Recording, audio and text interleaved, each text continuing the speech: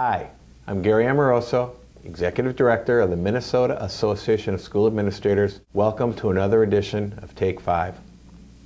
I'd like to start off today talking about a survey that you received on Monday of this week, September 10th.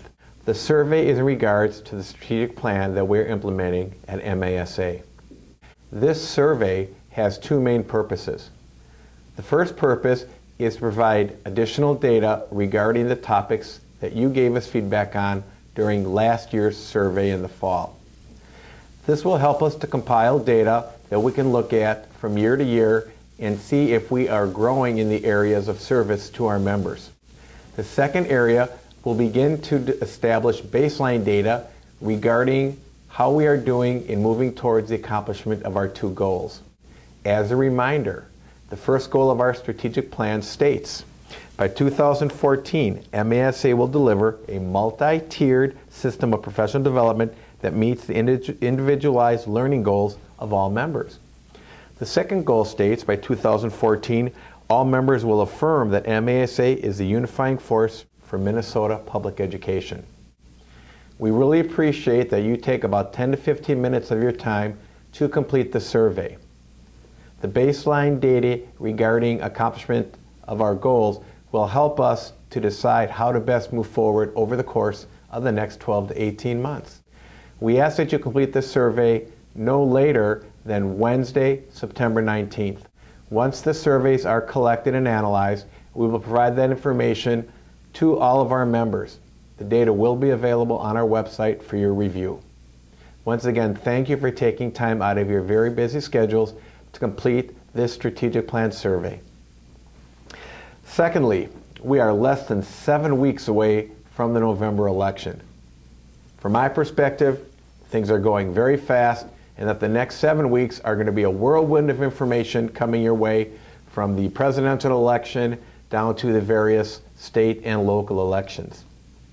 It's very important that as a member of MASA, you have a clear understanding of how the candidates feel at the local level about Minnesota public education. One of the important topics for you to make sure that you gain an understanding of is how do the various candidates feel about financing of public schools.